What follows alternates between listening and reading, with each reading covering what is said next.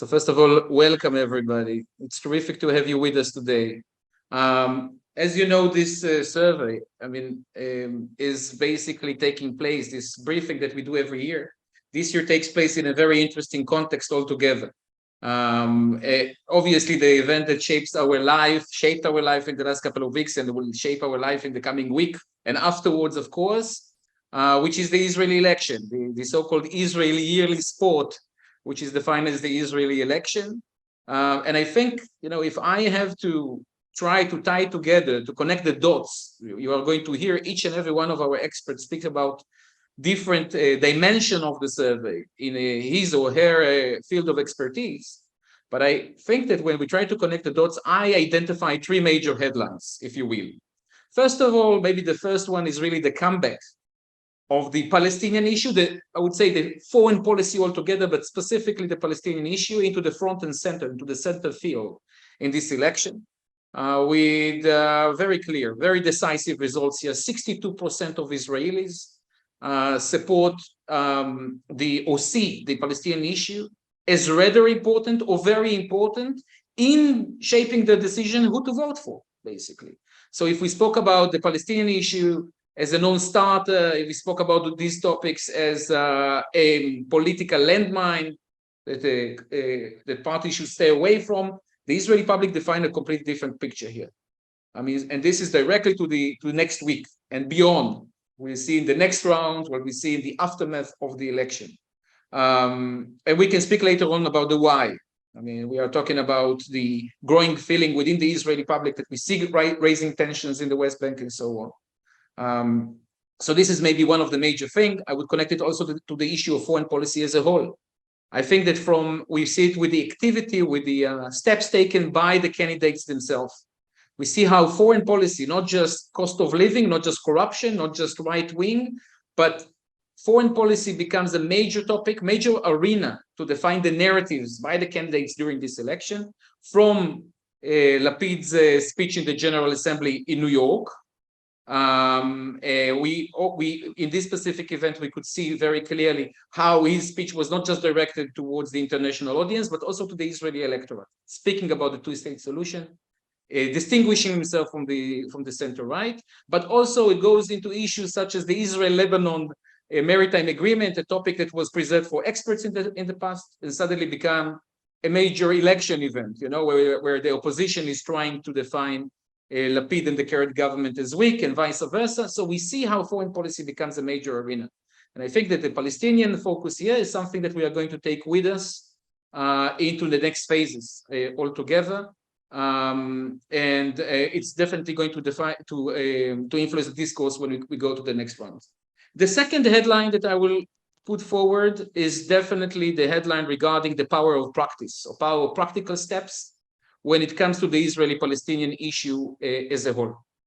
And here I really refer to a very interesting schizophrenia almost in the Israeli public when we speak about Palestinian issues. Mind you that this survey was conducted a couple of weeks before Lapid's UN address, so before this two-state solution discussion, and still we see a very strong skepticism within the Israeli public when it comes to comprehensive ideas. So when we ask about the two-state solution, for example, you encounter, there's only 36% support the two-state solution as an actual work plan for the next government, and almost a quarter still in the undecided. Same thing when we speak about long-term arrangements in Gaza, more specific issues. The Israeli public kind of shows skepticism towards the comprehensive ideas, the comprehensive solution altogether on that level. However, when we zoom in and we connect the dots, we see a very interesting willingness in the Israeli public, including a decisive or overwhelming majority of the center-right voters in Israel, supporting practical steps that promote a two-state solution reality on the ground. We are identifying a set of practical steps. They are not just about conflict management, they actually have political momentum in the form of building Palestinian state capacities in the future, in a number of different things. Just to give you a couple of examples, because Dr. Lior Lers is going to elaborate about this point. but 61% of Israelis that support building a joint Israeli-Palestinian Jordanian mechanism for conflict prevention in Jerusalem, one of the most sensitive issues, reflecting on the sovereignty of Israeli decision-making in Jerusalem, one of the core issues, or 54% of Israelis that support assisting in building Palestinian energy independence, a classic state capacity issue. And of course, overwhelming support for the second year in a row for leveraging the Abraham Accords to promote or to build Israeli-Palestinian peace. So when we speak with Israelis about the here and now, then we see a completely different discussion. And this is also the watershed or the element separating the right-wing voters in Israel that oppose those practical steps from everybody else. And I think it's a very important insight, because when we take the statement made by Lapid in New York, and we try to move from the level of slogans into a work plan, we try to break down this vision of two states to an actual set of steps for a future government. I think it's really the Israeli public gives us a couple of strategic directions, at least theoretically, a couple of directions, building while setting the vision, also building the peace bottom up, basically, from practical steps that has political momentum. That's quite an interesting thing. And the last thing I'm going to mention is a very interesting dividend, I would say, or premium or reward that the Israeli public provides to current initiatives. We see a number of initiatives that the Israeli government took during the last year, whether it is the Lapid government or the Lapid-Bennett government, in the field of foreign policy. And we see how the Israeli government initiate and then the public follows. And, this is a string or a line that connects policy towards Turkey. 72% of Israelis that support further enhancing and upgrading the Israeli-Turkish relations. It goes to the Jordanian issue, one of the trademarks of this government, improving the relations with Jordan, major support by the Israeli public, despite the controversies of the Ramadan, the frictions between the sides, somewhat going into the EU level and even to the Iran issue, where we see that most of the Israeli public, the best practice that the Israeli public choose to deal with Iran's nuclear and regional efforts is actually building regional coalitions, and not necessarily independent military activity, in correlation with the current effort of the government, the discussions about alliances, coalitions on the field of air defense and other fields. So the message here is clear. When you initiate, and the public actually join in on that level. So that's maybe on a general terms is my part. I'm just going to mention, because Victoria was cut off, that this survey was conducted in collaboration with the Friedrich Ebert Stiftung and was conducted by Rafi Smith. And when you read the data, especially from the media perspective, but also diplomatic community, it's important to understand that this one is representative not just on gender and age and different groups in the Israeli society, but also political view. So 70% of the respondents define themselves as either right-wing voters or right-center voters. So when you see a data about 60% support, it is pretty wide when it comes to the political spectrum in Israel. So here, do we have Victoria here? Can we pass the baton to Victoria? You tell me, can you hear me? Yes, absolutely. Great. Now you can hear you loud and clear. Amazing. This is the lesson of having an old MacBook, everyone. So sorry about that, but I am glad we're back. I think Gil did a great overview into the poll itself, so that's great. I want to, for those of you who haven't participated in a Mitvim event before, to just give you a little bit of an overarching overview of who we are, and then we'll go ahead and jump into our next speaker. The Mitvim Institute was started in 2011 as an Israeli foreign policy think tank. Our mission is to advance Israel's regional belonging with all of her neighbors, so Israel, Europe, Israel and the Middle East, Israel and the Palestinians, Israel and the Mediterranean, all of our partners. And the idea is to do this through advancing peace and diplomacy. We aim to do this by having a unique blend of foreign policy practitioners and theory. So our team is made up, as you'll see today, of some former members of Knesset, former mediators, diplomats, people who are very much involved in the field, as well as some of the leading academics in the Israeli academia space, which is really allows us to have a impact on practical policy work. You take our policy research and our policy proposals to the Israeli government. We work a lot with different Israeli government ministries and Knesset members to advance our ideas. And we also take it to different Israeli civil society organizations and the international community, as you can all attest to today. So that is a brief overview for any of you who this is your first Mitvim event. Again, welcome, and excuse the kind of backwards presentation there. But now that we've heard from Gil and you've been able to get a bit of an overarching introduction to our survey, I would like to introduce our Director of Israeli-Palestinian Peacemaking, Dr. Lior Lers, to present a little bit on some of our survey findings relating to the Israeli-Palestinian conflict, the Israeli-Palestinian peacemaking process, and what the Israeli public had to say about this issue in our annual survey. So without further ado, Lior, I will let you take.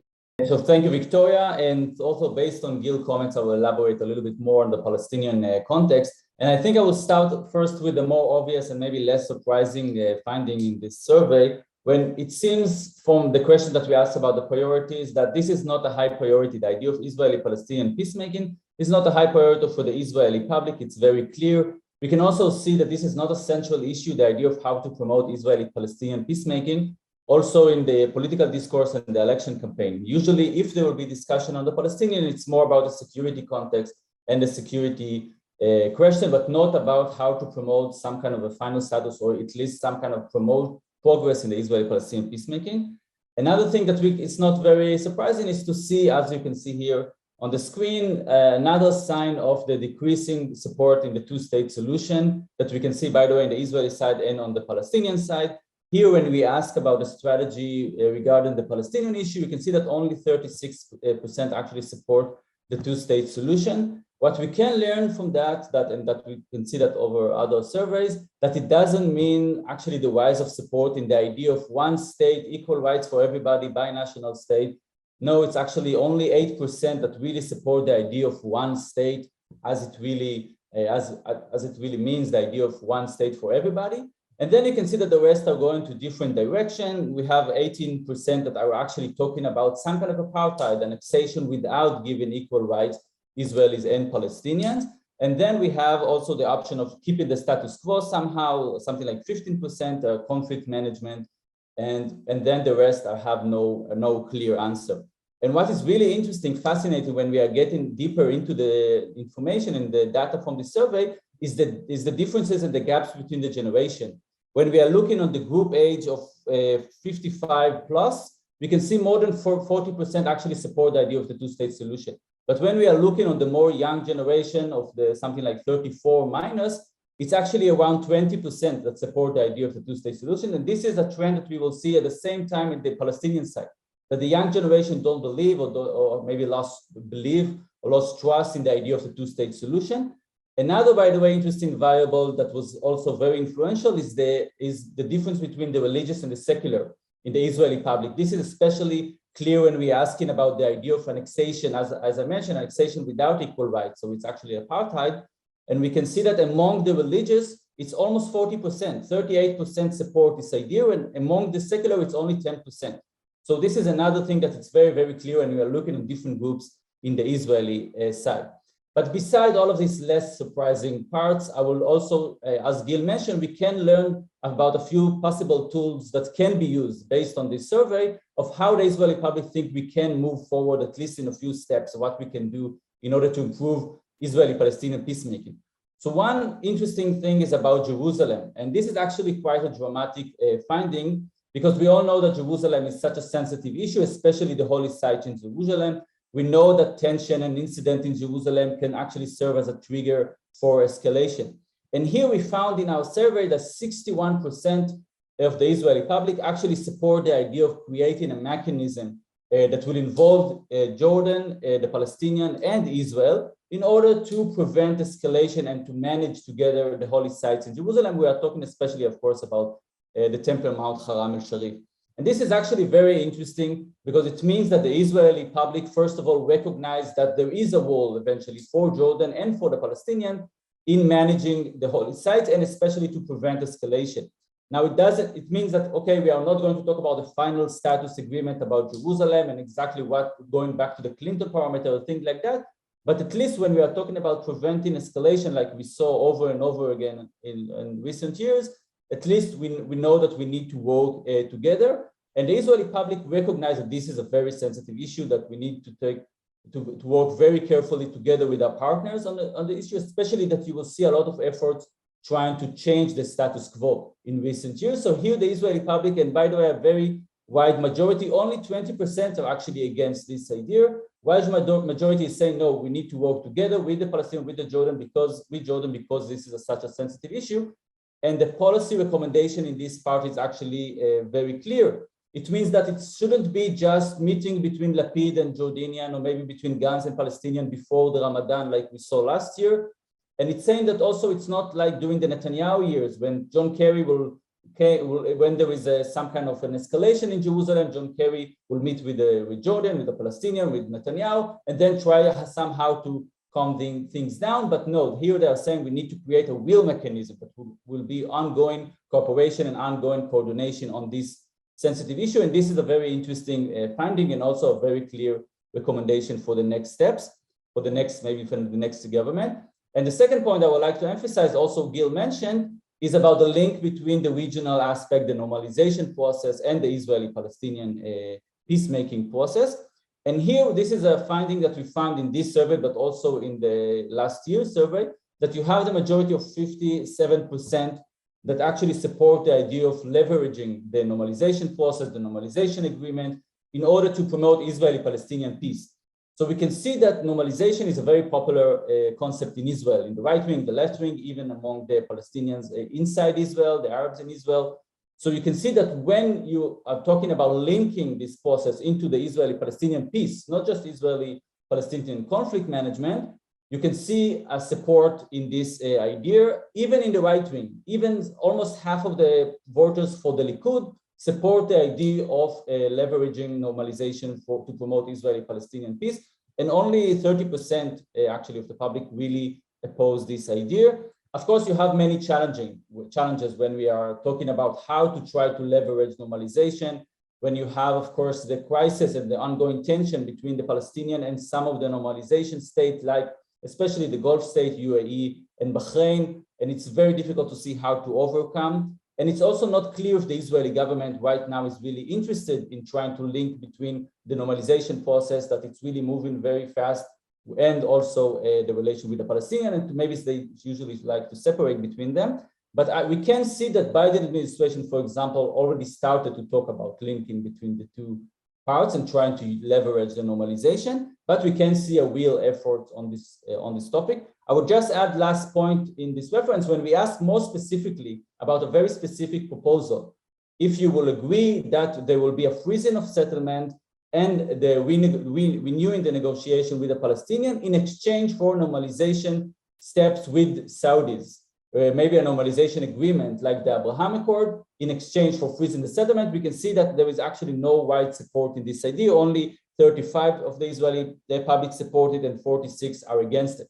So when we are getting into the small details, it's still not clear if there is support or not in the more specific proposal, but in general, there is some kind of support in this idea. But the main question is how we can use it. It's clear that you have a tool here that you can use, maybe an opportunity that can be maybe a game changer, but the question is how you can do it and which actors can actually promote it. Thank you. Beautiful. Thank you, Lior. Really, really insightful, and I think relevant for a lot of the conversation. Just a reminder to everyone in the audience, if you have any questions for Lior on this topic in particular, feel free to send it in the Q&A, or you can, and we will get to it towards the end of the presentation. So next, we are going to shift regions a little bit and head over into Europe. I would like to invite our Director of Israel-Europe Relations, Maya, to go ahead and start your presentation on our findings relating to our relations with the EU and Europe. Excellent. Thank you, Victoria, and good morning, everybody. So as you can see, what was important for me to show you is the trend over time. There is a question that the Mitvim Foreign Policy Index asked since 2018, is the EU more a friend or more an adversary to Israel? And in 2018, the answer, I think for me, was quite striking and disturbing. And because only 18% of the ones who are polled said that the EU is more a friend, and 55% of the polled said that the EU is more an adversary.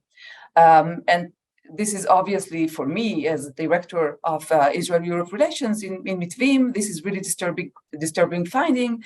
And one of our aims is to change that perspective, because at least as I define the EU, it is a strategic partner of Israel, second in security terms for the US, but first one in economic in many other policy fields. So obviously the foreign policy index of Mitvims ask about foreign policy, and in that respect, this is the framing of the question. It doesn't ask about economic cooperation or other sorts of cooperation, and yet still. So it's really encouraging to see that the trend over time is a positive one. In 2022, this year, we received the most positive results so far, in which 33% see the EU as a friend, so there's a considerable rise, and only, if I say, maybe only 40% of the ones who answered the poll thought that the EU is an adversary to Israel. It is better results than 2018, but it's not sufficient enough. And what is interesting to see is that about 26% repeatedly, so between 26 to 30% of the respondents, they don't know. So there's a big section in the Israeli society who does not have a clear opinion or doesn't have an opinion at all, probably not familiar with the European Union, not familiar with the cooperation, wide cooperation that exists. So that's a good section of the society that we can still work with and influence. And it's also, I think, important to note that this year that the Israeli public is aware of the positive trend that is taking place in EU-Israeli relations. The poll was conducted in August, and on the 3rd of October, so almost 2 months later, there was the Association Council meeting between Prime Minister and Foreign Minister Yair Lapid and the EU. We had 16 or 19 foreign ministers actually also at the Association Council, which is quite significant and unusual, because usually it's only the European External Action Service who are represented with the presidency of the EU. So that also shows the significance that the EU gives to Israeli-EU relations. I don't think that the Israeli public is very much aware of the Association Council, but it is aware of the positive trend that those relations have turned in the last year and a half. And the Bennett-Lapid government, and definitely the Lapid as a prime minister, so the government of Lapid, is the most pro-EU government that we had for more than a decade. So the public noticed that. I think it reacts to that. And also, to some extent, maybe we can think about the EU less criticizing, having less critical opinion and declarations and announcements with regards to Israel, and that can also be helpful. So obviously, in political terms, we see the left political spectrum as being much more pro-EU than the middle section and the right section, and we see much more support to the EU by Arab populations, Muslim population, other than Jews and the more religious population. So this is if we divide the political spectrum, this is the political divide. Victoria, can you move to the next slide, please? Thank you. So here, what is actually interesting, if we ask the Israelis, where do you think that Israel belongs to? To which region would you identify Israel as being, part of? And here we actually see a consistency along the years from 2018 until today, in which we see that for the Middle East, the answer is between 28 to 32. To the Mediterranean, so we are both, part of the Middle East and both part of Europe. It's a connecting region. It's between 20 to 25, which is, I think, significant, where I think this region has not been discussed enough as a foreign policy region. And we see positive trends in maybe relations with Greece and Cyprus. Turkey was mentioned here, the significance of importance of renewing and improving the relations with Turkey. They think as an indicator, despite the fact that the political tensions with the government of Turkey and with Prime Minister Erdogan were so significant, with the EU, the attitude is maybe less positive in the significance of improving relations with the EU. We'll see that in a minute. But still, the sense of belonging to a Mediterranean also links us to Europe, and we do see that between 23 to 25% of the polled think that Israel does belong to Europe. So sense of identity and belonging is still there, and it's significant. And only 10% here, about between 7 to 12%, don't know, they don't have an answer. So that's much lesser part of the ones who have been polled. Victoria, to the next, please. A new question that we inserted last year was about the EU's differentiation policy. So the EU only apply its agreements with Israel within the 67 borders and does not apply them to the settlements, and therefore the settlements cannot gain from those agreements. Many times, if we speak about Horizon, the research and innovation program of the EU, it has considerable budget and prizes and different rewards that Israeli scholars and researchers can win. So the ones who are, for example, at the Ariel University cannot be part of Horizon. The actual question that we asked the people who were polled was even slightly biased to some extent to the positive. If you look below at the bottom of the slide, you see the full question. Israel has the option of joining various EU programs that will improve Israel's economic situation. So we announced, we sort of stressed that it's an improvement of relations. It should be good for the population. And nevertheless, we see a consistent result in which 35%, only 35% of Israelis think it would be wise to join, and 47 or 50% think that Israel shouldn't, the government shouldn't join. Now, we are in a year where in June, on the 30th of June, the government has signed to join Creative Europe. It has approved that decision, but very regrettably, on September, Minister Ayelet Shaked put a veto on this decision. So for the time, it is on sort of a stop. I hope maybe after the elections things would be different, but those results are, obviously correspond to her voters. Our recommendations is nevertheless that the leadership of Israel should choose to join those programs because they are very significant to Israel and to our economy and to our cooperation, to our diplomatic relations, cultural relations, etc. Victoria, to the next and last one, please. So here I just wanted to mention and to show you, and I guess other speakers will speak about that later as well, the importance of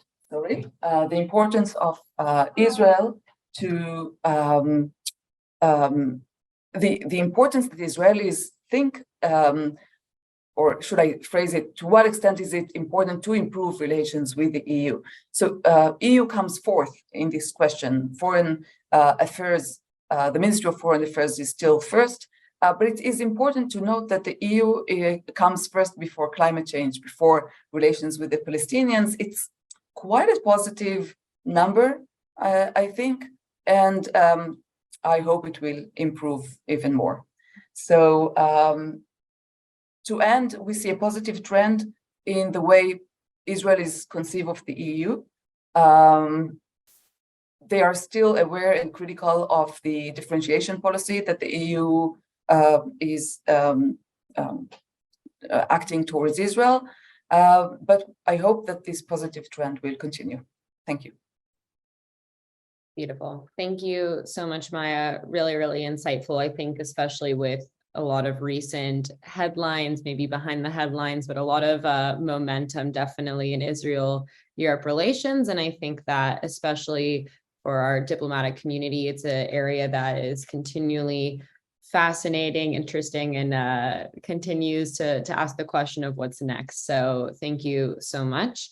With that, I would like to shift it to one of our new program areas this year, and building off of last year. This is our new project on climate diplomacy within Mitvim.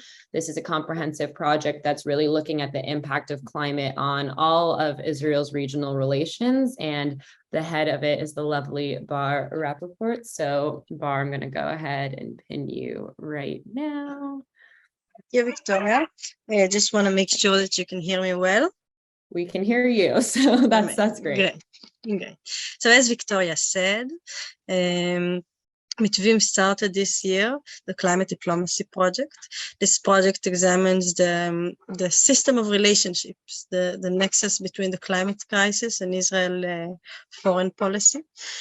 And I'll say that we want to learn in what ways can the climate crisis be an opportunity to promote peace in our region, and to promote Israel's relationships with different countries in the Middle East, around in Europe, Mediterranean, and with the Palestinians. We know that today the climate crisis is one of the main issues in the global discourse. And we know that climate new borders makes us cooperate, even if we don't want. And that's a subject that maybe diplomatic wise is more convenient to talk about sometimes. On the other hand, we know that discourse around peace, at least in the Israeli-Palestinian aspect, is pushed aside, and in some places sometimes became this taboo. And we're trying to rediscover how can we do peace building, how can we build peace, talk cooperation in a way that the public can relate and accept. And after saying that, I want to address our survey and to say that one of the most interesting findings is the public support in promoting and Palestinian independency in water and energy sector. We see a public support in a very practical step connected with the supply of a basic human need, and also a step that straightens the economy in those sectors, both for the Palestinians and the Israelis. And we believe that this practical step has a lot of political meaning within it, of self-management, of creating a mutual dependency and not a dependency of only one side in another. And that's very interesting. And another finding relates to the willingness of the public to cooperate around climate issues with the Palestinians. And again, we're looking for the places in which both the Palestinians and the Israelis will be more convenient to cooperate, because there's needs, because there's this urgency around climate issues, and it looks like that it can be a good place to try and continue or to start with. And I'll say also that one of the questions that we're examining in this climate diplomacy project is how can we promote political agreements around climate issues, kind of joint life agreements that aims the way to long-term peace agreement. So the fact that we see public support in practical steps to straighten the Palestinians, we see willingness to cooperate in specific issues, teaches us maybe where it will be easier to start and build trust between the two sides. And when we look regionally, please, Victoria, if we can move to the next slide. So another question in the survey dealt with establishing regional framing for cooperation around climate issues. And that's an interesting question because we know today that lots of initiatives by the Israeli government or by private organizations are aiming for promoting those types of regional framing. deal with climate change. And a lot of people see an opportunity.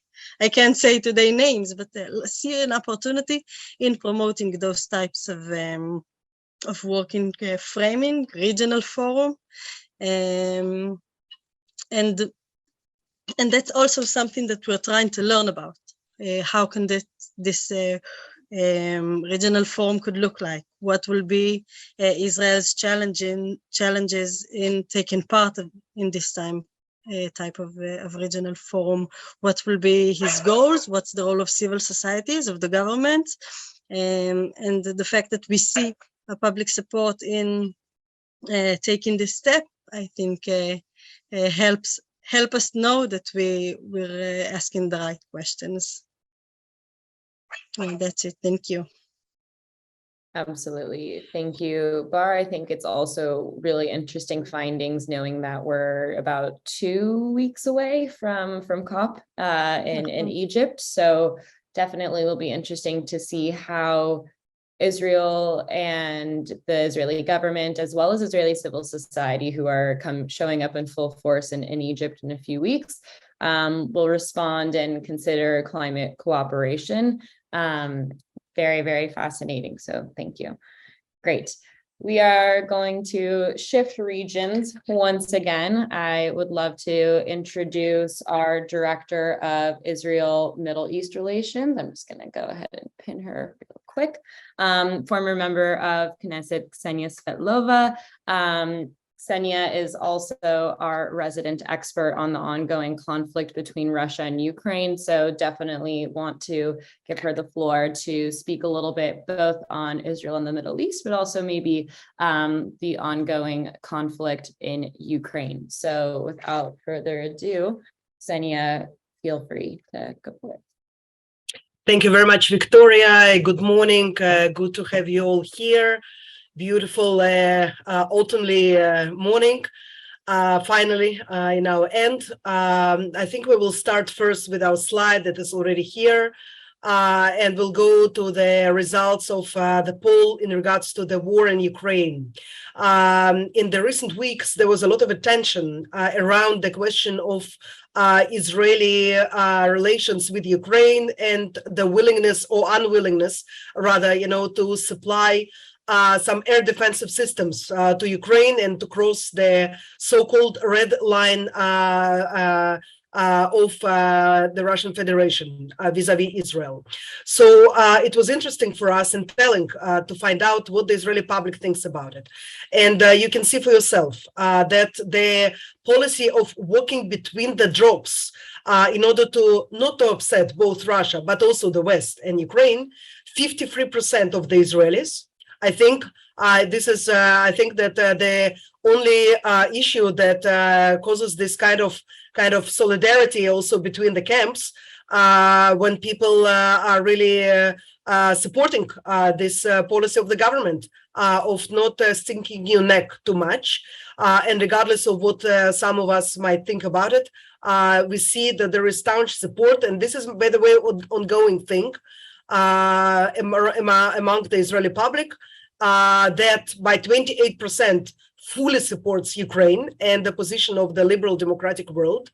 Only 2% fully support Russia. And the rest have also solidarity for Russia and Ukraine, for Ukraine, but also are very cautious about upsetting or angering Russia and triggering perhaps unwanted reaction in our north and jeopardizing Israeli national security interest. So when we heard in the last few days the Minister of Defense, Benny Gantz, the Prime Minister Yair Lapid talking about these issues, it's not only important to understand that this is their core belief, that this is what they would want to do also after the elections, if they will have a chance to form a government. But this is also a widespread position that enjoys the support of the majority of the Israeli public.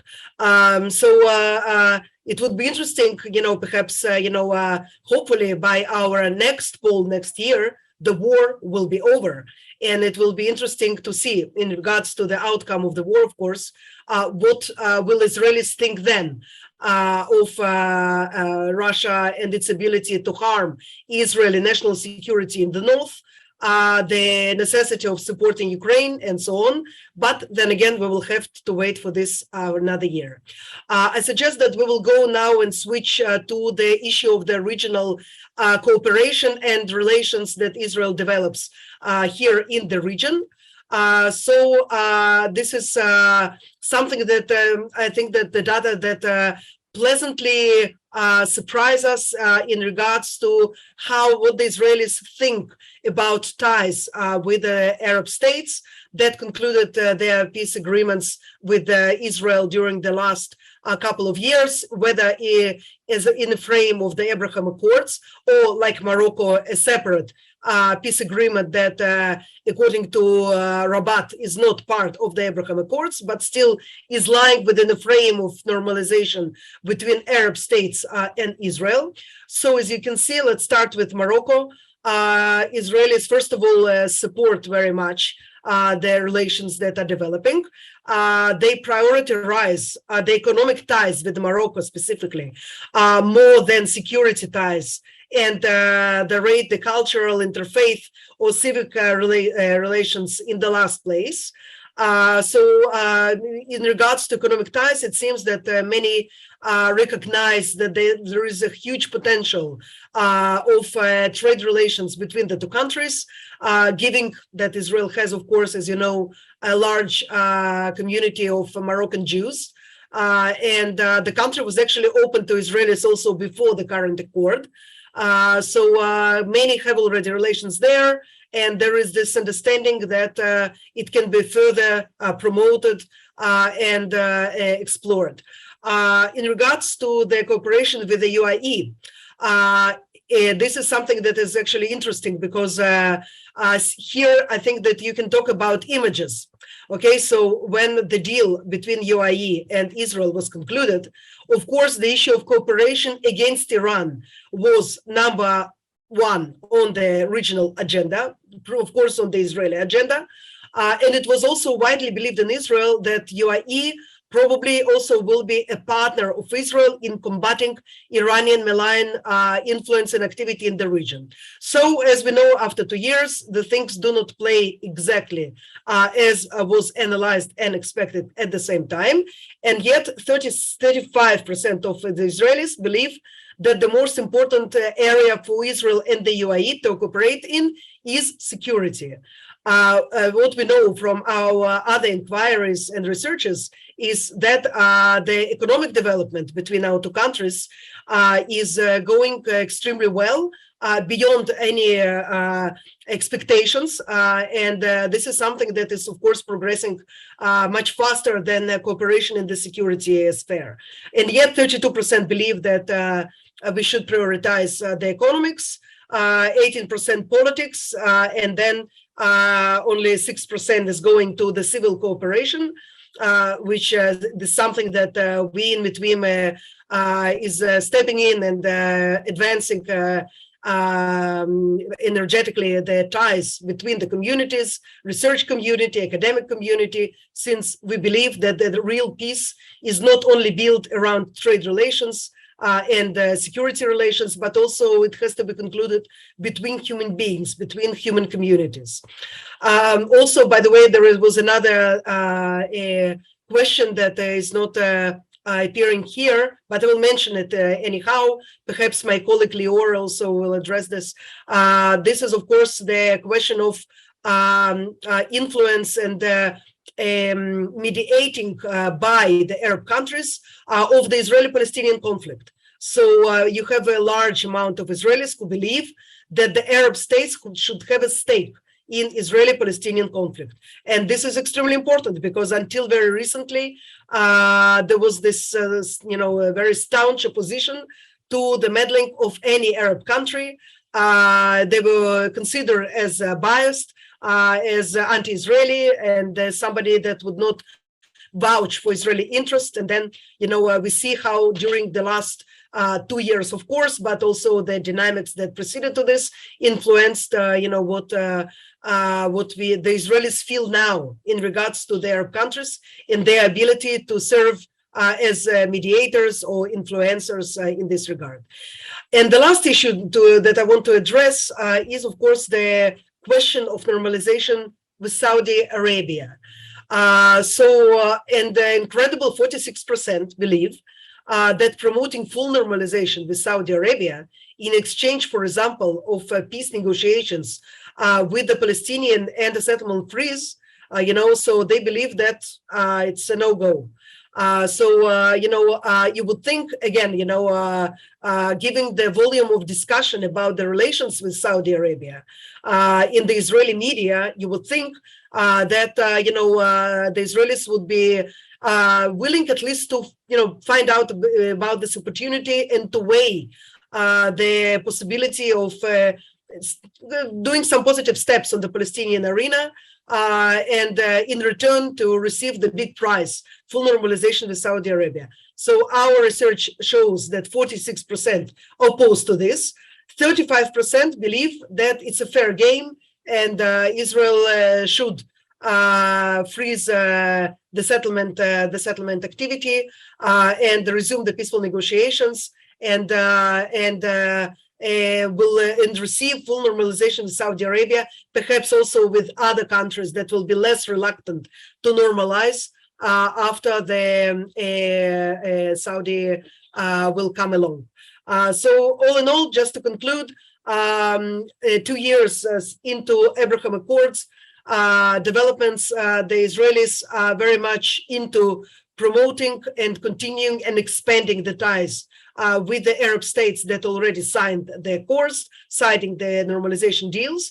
And some of them would want to also see other countries like Saudi Arabia joining in, but not at all cost, not at the cost of something that is considered to be, of course, not a foreign policy, but in interior policy, the Palestinian question.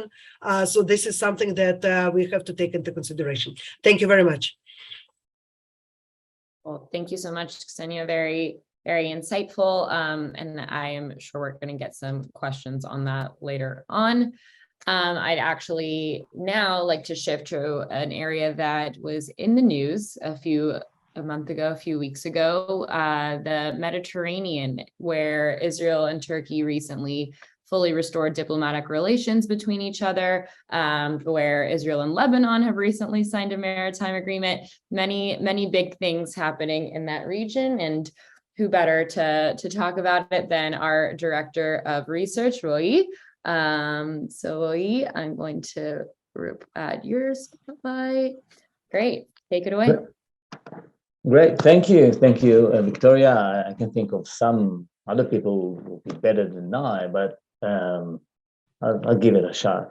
I will focus actually on two subjects. First, I will relate to the Mediterranean and Eastern Mediterranean, maybe, and then I will be happy to and wish to focus on Israel democracy and the impact of the Israel democracy on its foreign relations. But let's start with the Mediterranean. And most people in Israel, as you saw, and you heard Maya earlier, and maybe intuitively in the world as well, see Israel as part of the Middle East.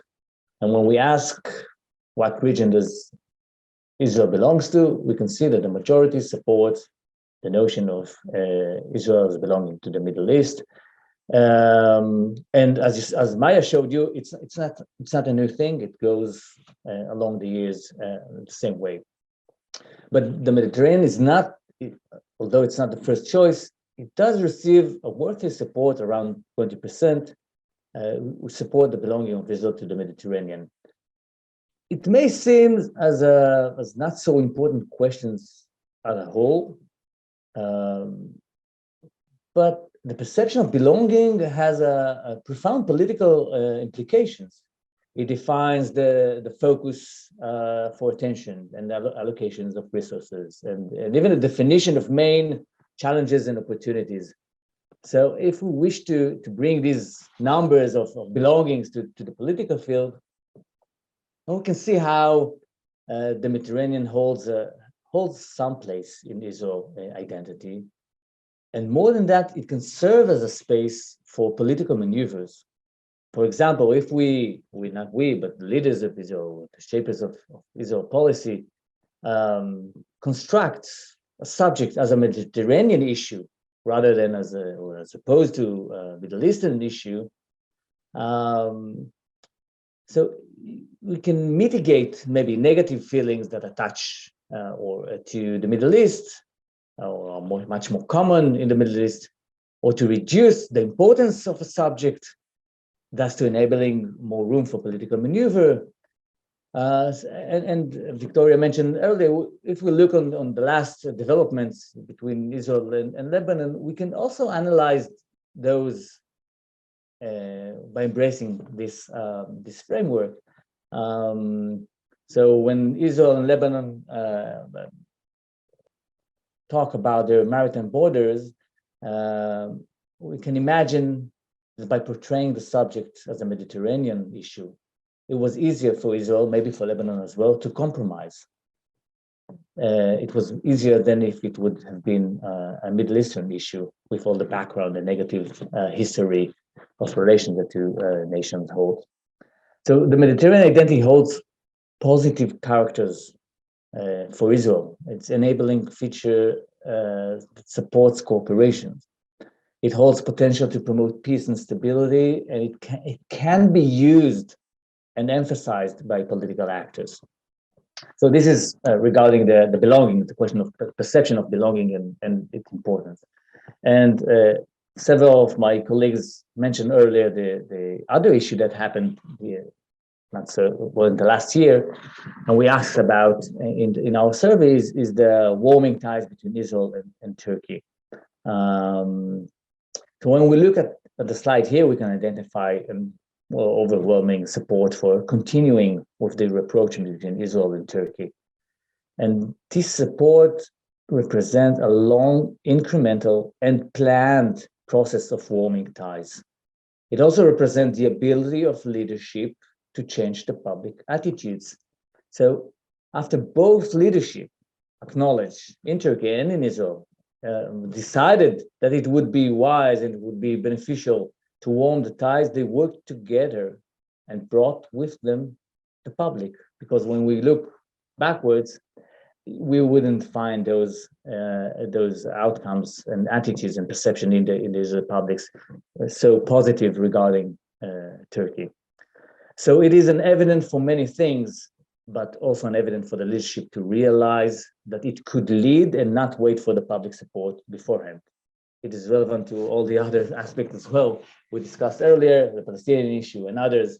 Leadership does have its own power to change public attitudes. And slides and what happened with Turkey is an evidence for that. And it brings me to the next topic I wish to talk about, which is Israel democracy and its foreign relation. And if I will first introduce some of the findings that relate to the subject, and then we wish to expand a bit about the meaning of them. So Vic, if you could change the slide. So on the question of which are the three most important countries for Israel beside the United States, the public rank Russia as the most important country. After Russia are ranked Germany, England, China, Egypt, France, Saudi Arabia, and Turkey. And these findings express continuity in the perception of the Israeli public, and quite similar to the findings in 2021 and 2022. So the superpower are important, we know, and we have a former Soviet Union large community in Israel. But if we look closer, so it is the Western world, liberal, democratic, large states that are important to Israel. And if we're adding the United States, then it is even more obvious that Israel see itself, at least, or think that the most important states to Israel are the more democratic liberal states than other states, even those who are our next neighbors. A majority of the Israeli public support the policy of walking between the jobs. Ksenia just talked about it and prefer the strategy of as the Israeli preferred strategy on conflict in Ukraine to avoid upsetting the Russia and the West, and only 28% supports decisively siding with Ukraine. I will get back to that and the meaning of that in a minute. And 50% of the public believe that type of government in a certain country should not influence Israel's choice to maintain relations with it. Right? Only 36% believe that Israel should give priority to developing relations with countries that have a democratic regime. So this is actually a decrease in the influence of the democratic component compared to 2021, when opinions were almost equally divided between the two positions. In the next slide, we will see that a relative majority of the Israeli public, 33%, support having an Arab minister in a ministry that deals with foreign policy, compared to 37% who are opposed. To add to that, within the Jewish population, opinions are almost equally divided on this issue. When ranking the importance, and also Maya mentioned earlier, she related to Europe, and she was happy with the result, but ranking the importance of key foreign policy priority, the least important subject for the Israeli public is promoting peace. For our focus discussion, I wanted to highlight it as the pursuing for peace is an essential part in the normative identity of a democracy. So what can we understand when we gather all these findings together? What comes in mind is that Israel is a limited liberal democracy. Even if you would put aside for a minute, and we will not do that, but put aside for a minute the ongoing occupation of the Palestinians in the occupied territories, even if we leave that aside, we are limited liberal democracy. The current survey results demonstrate that the citizens of Israel embrace the liberal democratic position only to a limited extent and prefer tactical, pragmatic, cost-benefit calculation over the long-term strategic promotion of democratic values and norms and identity. To put it differently, in the Israeli identity, the features and components of security, national interest, Jewishness, and fear maybe come before the democratic features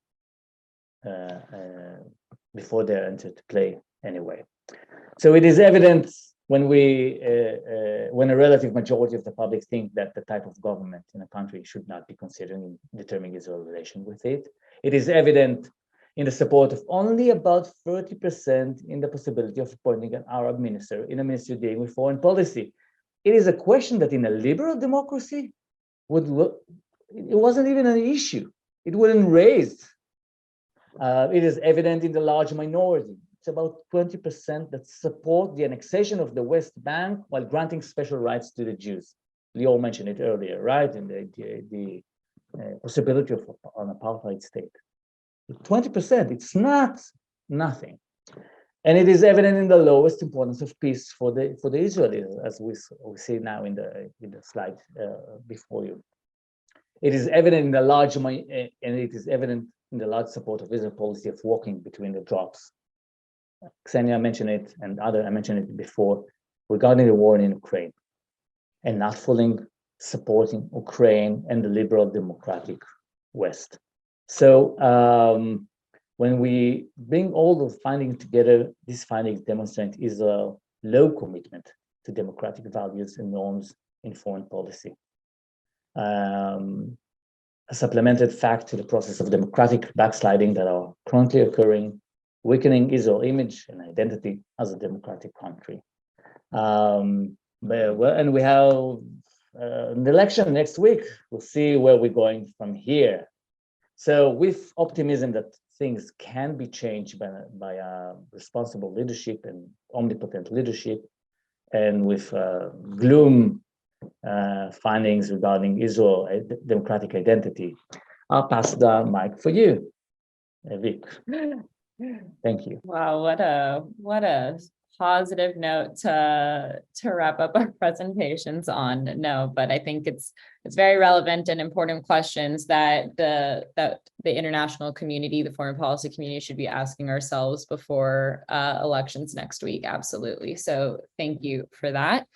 So we now have about 15-20 minutes to answer all of your questions. We have already received quite a few fascinating ones, so I'm going to go ahead and jump right on into it. Just a reminder that if you have a question, feel free to send it in your Q&A box down below. I'm going to kick it off with the question that we got either, I think, and I'm going to spotlight all of our speakers in just one second. But I think probably for Gil or Ksenia, would you say that the threat of Iran is a major factor that's motivating Israel to continue their relationship, improving their relationship with their Arab neighbors? And how is Iran factoring into the conversation right now in its relations with the Middle East? You can start if you're, I mean, should I? Shall I? Yeah. There's an interesting discussion here, and I'm also going to try to connect it. Can you hear me? Can you hear me right now? Yeah. I'm going to try and connect it somewhat also with the issue of the survey itself, because when we speak specifically about Iran and about, there is a specific perception to see Iran as the main cause or the main connector or interface behind the Abraham Accords, behind the region cooperation. But I think during the last year, we noticed that the framework of reference between Israel, UAE, Bahrain, and Morocco takes us into other directions. We've seen it with the Negev Summit. We've seen it with cooperation on a number of different topics on the strategic level, from food security to water security, climate change, other issues. And we had to add another thing to that. Relations between Israel and the countries of the regions regarding Iran existed before, way before the Abraham Accords. The unique aspect of the normalization agreements is bringing the relations above the surface and making them public. So if we speak about intelligence cooperation, if we speak about other issues, I think that the capacity was there even before the Abraham Accords.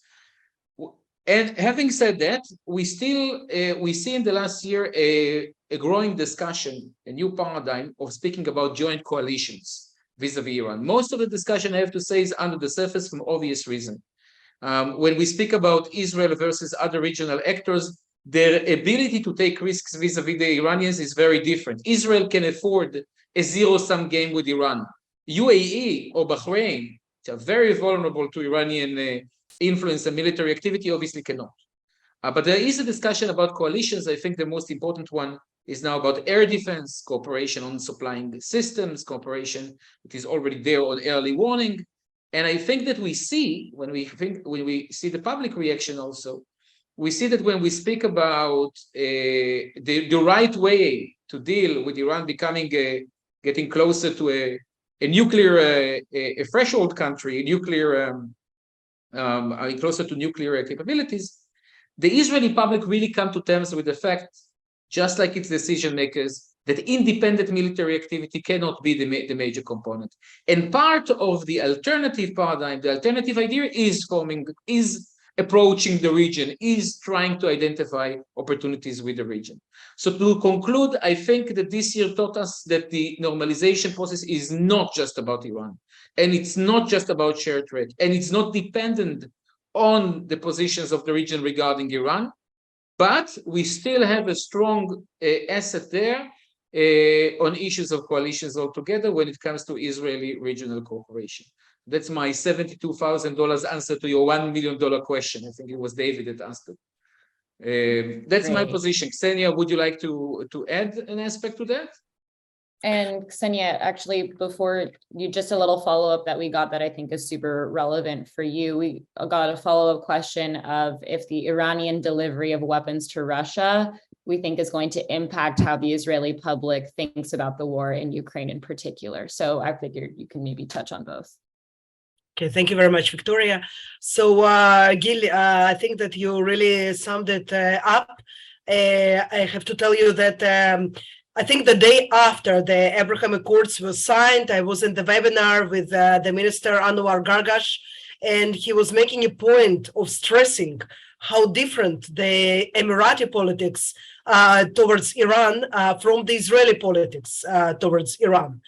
So I think that, again, for those who were part of the secret negotiations that were presumed the Abraham Accords, the security teams, I think that they were aware about all of this. But the general, I think, perception of the Accords was such that, okay, I think it was also due to the perhaps some statements of then President of the US, Donald Trump, that, we are heading to the form of the Middle Eastern NATO, and it will confront Iran. So this was specific state of mind of the Israeli public 2 years ago.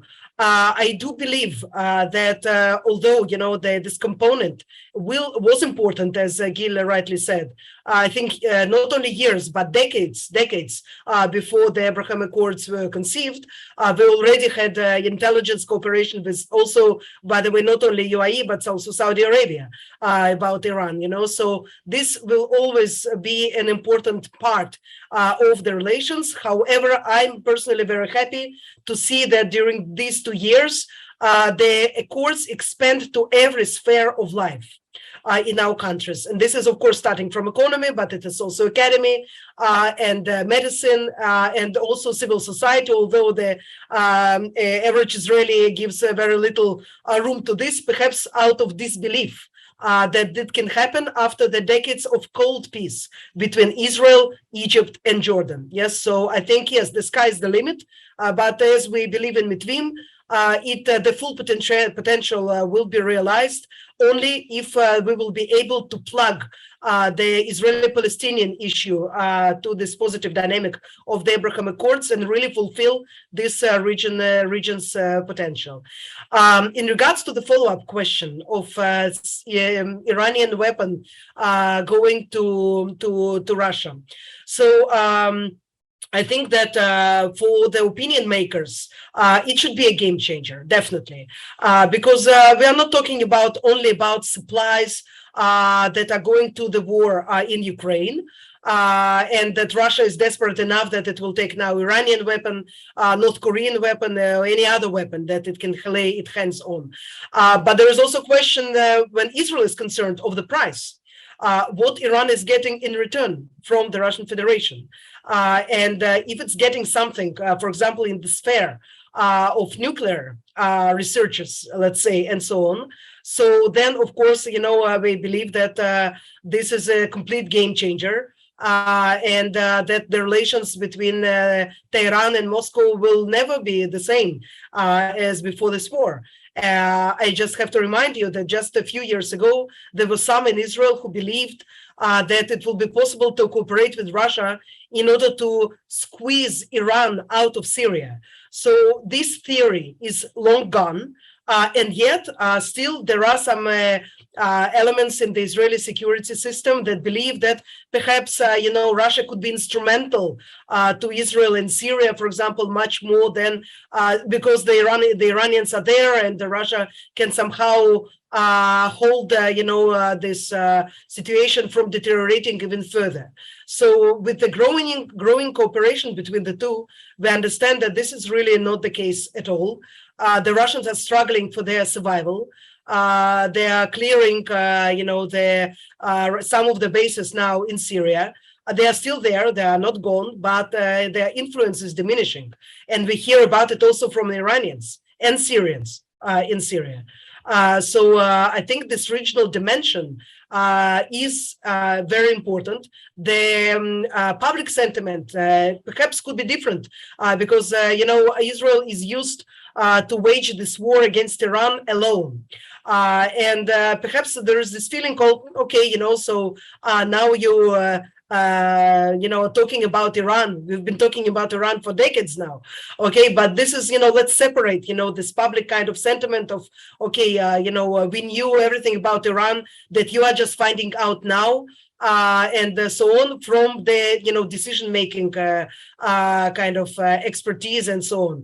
So let's wait for what the elections will bring us. I think that it will be a decisive thing.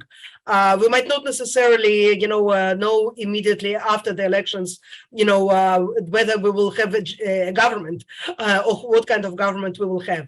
But the moment that we will have a government, this government will have to deal with the new security reality in the Middle East, in which Russia and Iran are no longer distant partners that share some of the interests, but have conflict on others. But we are talking now about the convergence of these two powers into something that is very dangerous and problematic, not only to Israel, but for the whole of Middle East. Amazing. Thank you. Thank you so much, Ksenia. Our next question, I think, is going to be for Lior. So Lior, between 2021 and 2022, we've noticed a pretty big change in, at least from the survey, in the Israeli public's perspective towards the best strategy towards Gaza. Could you maybe explain this change of opinion or where you think it comes from, why that might be the case? Yeah, thank you very much. Actually, in Gaza, in the question of Gaza, it's a little bit difficult to understand from the survey because it seems that it's going very different direction. There is no one clear trend when we are trying to analyze because we are also describing different options. I think one of the main change that we can see comparing to last year is that last year we saw much wider support in the idea of bringing back the Palestinian Authority to Gaza. That was the main idea for many, many years. That people thought that one day we can bring back and to reconnect again the West Bank and Gaza and to try to bring the Palestinian Authority to have some kind of control. People talk maybe start in the borders and then to other parts. There is also a Lapid plan that eventually is talking also about gradually bringing back the Palestinian Authority to Gaza. What we can see is that people are probably losing maybe faith or maybe less believe in this option that they're bringing back the Palestinian Authority to Gaza, and half of it are moving to other options. What we can see, we have a question about the status quo or the ongoing policy, but actually the policy changed a little bit. So we can see that this government policy, that we can see that the last year was actually really quiet in Gaza. We can see also growing support in this government current policy that is trying to combine between two things. One is trying to react very fast on every small steps that was at least at the beginning of this government. But on the other hand, also bringing incentive, also permits for workers. And it seems that there is a growing support in this idea. There is also the possibility of talking with the Hamas and also maybe trying to bring the international community to try to change completely the situation of Gaza. But as Gil mentioned at the beginning, we can see that the Israeli public is not supporting the big ideas of trying to bring the Palestinian Authority or trying to make a structural change somehow in Gaza, but more in the most small steps. And this government, I think that was eventually their policy, trying to suggest some incentive. And we saw that eventually Hamas was not getting involved, for example, in the last round between Israel and the Islamic Jihad, maybe as a sign that it's maybe working, this policy, bringing some incentive to Hamas government, but at the same time also making sure that there will be some deterrence in Gaza. Beautiful. Thank you, Lior. Shifting regions once again. I think this question will be good for probably Maya. Also, maybe Gil, you'll have some insights on this. There was recently a survey from the Bertelsmann Institute, I don't know, Bertelsmann organization in Germany, showing the German public perception of the importance of affairs with Israel. Based off on that, on our side, we're wondering what the Israeli public seems to think about the importance of Israeli-German relations, if you guys could touch a bit on that specific aspect. Yeah. Whoever wants to go first. Would you like to go first or should I? I had trouble unmuting myself, sorry. Okay, so this survey is actually, I think it was first published a few months ago, so it's not very new, but findings are I would say, very disturbing to the Israeli Foreign Ministry. We relate big importance to our relations with Germany, And you saw that in the results of the survey. Germany was the first European country that was defined, other than Russia, as the most important. Now, important doesn't mean friend. With Russia, obviously, the relations are not friendly, but with Germany, they are very friendly, and they became the most important country for Israel. And Israel is recognized that in Europe, before France, before Britain. So that is very disturbing, and I think the Israeli government should react on that. I would, say my personal view that they are not part of the research, but I think that former Israeli governments throughout generations used to sort of remind the Germans of the Holocaust, or remind Europe in general of the Holocaust and their debt to Israel, and to some extent that may have a counter effect on the German young generation. Also, the Palestinian issue is a major issue over there among the young German generation, and that is not working to the benefit of Israel. And as I said, it is something that the Ministry of Foreign Affairs is aware of, and I think to some extent has a desire and is working to try and improve those disturbing findings. And I think they're not very unique maybe to Germany. They are spread across the young generation in democratic liberal countries. So Israel has a problem in that respect. And to add to Maya's comment exactly on this point, and I think Roy mentioned it when we speak about the importance of the identity of government, the democratization is an international issue. I think Germany is a very good case study, because you see the difference between an overarching support, even strengthening support to the Israeli line during the Merkel years, the current situation, to the level that the security of Israel is brought into the raison d'etat of the German coalition agreement, but a gap between the governmental position and the public position, especially with the young generation, which is much more critical. And I would also mention another thing that we see for the last 3 years, and Maya actually wrote about it before, about the schizophrenia of perception in the Israeli public vis-a-vis Europe as one framework, as the EU for that matter, or on the bilateral level. So, I mean, you see, it always amazes me that when we ask the Israelis to name in an open question a list of countries after the second to the US in their importance to Israel, it is the same, almost a consistent issue, and Germany is always there on the third place.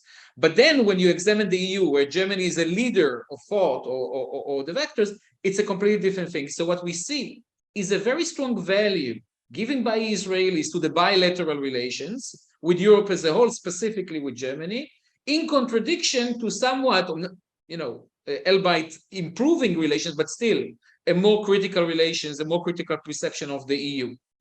We can speak about why. Maya mentioned before this issue of European position. When you want to criticize Israel, you do it via the EU. When you want to show a closer bilateral relations, you do it through the bilateral means.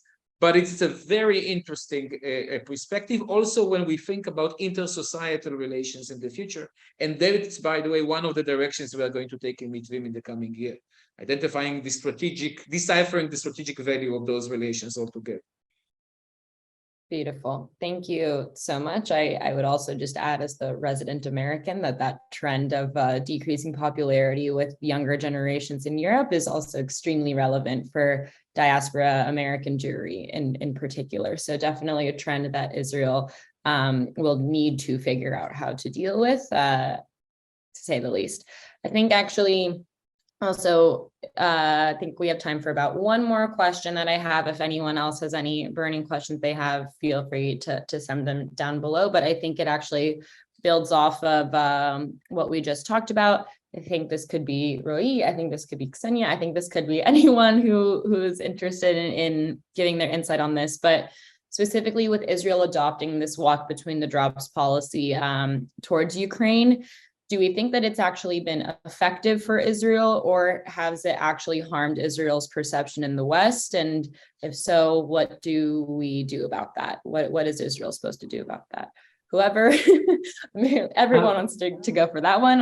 Maybe Roy, you can go ahead and take it first. I'll try to be very short. I think in I wrote a piece in I think 2 days maybe after the invasion of Russia to Ukraine and the reaction of Israel to it. I think it is, if we look on the long-term interest, not just identity, interest of Israel, I think that embracing the strategy of walking between the drops is a wrong one. It's wrong morally. It is going against the raison d'etat of the state of Israel itself, and it's wrong strategically. If Israel wished to stay as part of the liberal democratic hemisphere, to be part of this club that she worked for many years to be part of, and she's enjoying from being part of, then it is a wrong move. We saw that with Russia, even if you have some concern about what Russia can do to you, and many of Israel security experts warned us about what Russia can do in the north part of Israel, in Syria or in Lebanon or whatever. We can see first that it doesn't matter what you do. Even if you try to go between the drops, you would upset Russia. If you don't embrace fully the Russia position, then you would upset Russia. So this is first. So it doesn't matter what you do, you would upset it. And secondly, Russia needs you in Syria, maybe even more than you need Syria itself, Russia there. So I don't buy it. We need I think we should be part of the democratic liberal hemisphere. I think this is the raison d'etat of Israel. This is the reason why we are here. This is the reason why we wish to, or this is the values we wish to promote and live by. There is a room for normative actions in foreign relations and attitudes and positions. And I think not just the Jewish people in Israel has a long memory. Ukraine will have a long memory as well. The Ukrainian people will have, and they will remember who stood by them and who wasn't there for them. It is the same as Turkey has this long memory, and they remember in 1999 when Israel helped them with the earthquake, and it is as we remember who voted how in 1947. Thank you, Roy. Ksenia, you wanna? Yes, hi. So I will just add briefly that since the beginning of the war, Israel tries to basically to build its attitude towards the war in Ukraine as if it were a local Eastern European affair and not a global affair that will shape and reshape completely how the world and the world order will look like today, tomorrow, and the next year, and so on. This is a definitive moment in the history of the humankind. We are dealing with something that was unseen since the World War II. I'm not talking about the number of the dead, although there are, of course, many and multiple, but I'm talking about the attempt to completely change the power structure in the world order, and so on. And Israel, in this regard, of course, belongs automatically, I think, yes, to the Western camp, to the Western world, due to values, due to its democratic structure, and also due to its past, and the never again mantra that we used to say to ourselves every time, looking basically away from all other genocides, exterminations of the humankind that happened sometimes very close to us, for example, in Syria. So when it happens in Ukraine, I think that there is an attempt to distance ourselves a little bit from that and say, well, we are here in the Middle East. it's a relative region. There is never a dull moment here. We have enough on our plate. And this is all completely true. If, again, it would be some local affair in somewhere in Eastern Europe, and we would not be in the middle of this global drama in which every state has a voice and has its own position. So I think this attempt to walk in between the drops, that it is an ongoing attempt since 2014, since the annexation of Crimea.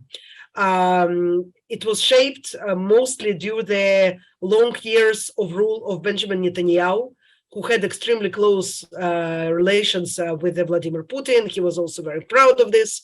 And despite the very different nature of relation of the current government, somehow the policy that was carved back then still continues, although everything changed. The security changed, the diplomatic sphere changed. I do not think that Israel will be able to continue like this for a long time. It will have to adapt. And unfortunately, it will do it after being already shamed and ridiculed by many countries who are looking right now at what is happening here and saying, well, where we will be when you will ask the next time, aid against Iran or something like this. So it's a work in process. The policy is slowly, going through some changes. But in the end, I think that we will arrive at the same, spot as everybody else, only after prolonged struggle, stubborn positions, and unwillingness to recognize the reality. Thank you, Ksenia. I know Maya wants to touch on that quickly and then Gil quickly, and then I will go ahead and wrap it up. Okay, thank you. So I agree with what Ksenia and Roy were saying, and I want to stress a few other things, but I want to go back to Ksenia to what you were saying on maybe Israel will need some help one of those days, and people would ask, where were you when Ukraine was attacked? And we remember our own Yom Kippur War, when Europe did not allow American planes to land and refuel. Portugal, when it was not a democratic country, did submit to US pressure and allow that. But this is our Yom Kippur War, and I think for Ukraine, obviously, this is its own Yom Kippur War, and I hope it will end to the benefit of Ukraine. But I want to stress something else. I think we don't observe, Israelis don't observe their duty in that sense. And I'm sorry, I have some family issues that needs to be addressed. So my office phone is still ringing, sorry. I do want to address the difference between the public opinion, especially in Central Europe, in countries like the Czech Republic or maybe Hungary or Germany or Poland, where the level of threat, of security threat is much higher. And therefore the population would consider Israel in a critical sense. I heard that from the Czech Republic specifically, but the leadership that understand the complexity of having Russia on our northern border do understand that. So again, there is this gap between the population and the leadership. I heard that very clearly from Brussels when I've visited there, and again several times later. So in the European Union headquarters or the European External Action Service, they do understand the complexity of Israel's position. They do note in a very positive manner that Israel has voted in the UN General Assembly in favor of the two decisions that were there against Russia and in favor of Ukraine. But obviously this is not enough. And therefore in June, I called in an article that I published into the Jerusalem Post that to rethink the Israeli position, because Europe is realigning itself, the whole world is realigning itself, but Europe specifically, and there is, Emmanuel Macron came out on the 9th of May with a position to have a European political community. And this is a work in progress, but it is being formed. It was just convened in Prague a few weeks ago, and it's a work in process. And I am asking, where does Israel belong? So obviously, Israel is, think of its identity as part of Europe and as part of the Mediterranean. It is not geographically in Europe, but as long as it comes to our affinity, strategic affinity and closeness and our interest, then I think Israel is part, as all of us mentioned, part of the West, part of the democratic liberal West, part of the wish to preserve the world liberal order, and therefore we should support Ukraine much more strongly. I would just note one last thing, that on the 24th of February, the walk between the drops, the sort of positioning of the foreign minister Lapid then as sort of the bad cop in quotes, coming out very strongly in very liberal democratic terms in favor of Ukraine. And on the same day, Prime Minister Bennett was speaking in the very vague terms, never mentioned Russia. So that was really a walk between the drops. And I think that has remained in Israel's public opinion perception. But from the moment that Lapid became the prime minister, that vagueness has eroded to some extent. The announcement by the prime minister office are very, very clear. And now the walk between the drops is vis-a-vis the minister of defense. So what do we send to Ukraine? So the debate has shifted in Israel. I'm not sure to what extent the public opinion actually shows that. When we ask that question in August, it would be really interesting to repeat that question again in the coming weeks. Thank you. Great. All right. Gil, would you like to add something? Just very shortly, because we started with the election, and I think we can also finish with that. Because, I mean, what Maya says right now, what Ksenia, what Roy, what was mentioned here, really shows us a situation where the lines between what is foreign policy and what is domestic policy in Israel really blur. Because the question about Israel's position, and Maya mentioned Lapid versus Gantz and so on, the question of Israel's position regarding Ukraine is not just a foreign policy topic in my book. It is also an internal struggle about the values that lead Israeli strategic policy altogether. It's not just about what we do in the world or in relation to Ukraine. It's also how we see our own values in Israel. And it's not a coincidence that in the end, the discussion about Ukraine also caused a clash within the domestic political field in Israel. When you had Shaked, and you had a specific political field supporting the walking between the drops, not mentioning Russia, not putting ourselves out there. And then you had Lapid, and of course others from the left center, from the left, that were mostly about a more decisive position. It's also about the values that lead us and our right, or maybe duty, to include values, to include normative values in our foreign policy. Do we have the privilege? Do we have the right to do so? With the Israeli public reaction here, we see that we still have the instinct of realpolitik altogether. But it's as Ksenia mentioned, the work in progress with the public and with the leaders on that level. So I will end going from the domestic to from the foreign policy aspect back to the domestic, and trying to connect this entire discussion towards what we are going to experience next week, and probably also in a couple of months later on. That was my comment on this issue. Great. Okay. Can you hear me just to check? Oh, great. We love that. Amazing. Okay. So beautiful. I really want to just thank everybody for joining today. I think that just to stress a couple of things, that I think that the broad trend today and from our survey, and something that Gil really brought up at the beginning, is that the Israeli public is not a public that is in for big symbolic moves, maybe unless we're talking of the Abraham Accords a few years ago. When it comes to its foreign policy priorities and decisions, it really, really highlights things, practical steps on the ground. Gil actually just published an op-ed in the Jerusalem Post this morning on this topic in regards to Israeli-Palestinian peacemaking. So I'll send that in the chat shortly, but I think that this is a trend that is truly underscored in all of our different program areas. We really hope that you found this event, this webinar, interesting and insightful for your work, for your activities in regarding to Israel and Israel's foreign affairs. It is being recorded, so it will be posted on our YouTube page, hopefully before the end of the week. Actually, we're trying to get it done before Election Day.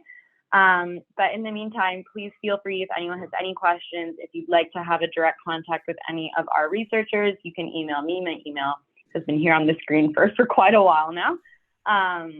You can also follow along with our work on social media. Our Twitter is especially active, Facebook, LinkedIn, all of those areas. And also, just for you all to know, our annual conference is going to be coming up in a little bit less than a month on November 21st. It's going to be in person, a big celebration of foreign policy in Tel Aviv. So we truly would love to have as many of you participate and come and join and hear from a truly fascinating range of speakers. There will be simultaneous translation into English, so no worries when it comes to language. So please save the date. Our invites will be going out probably next week.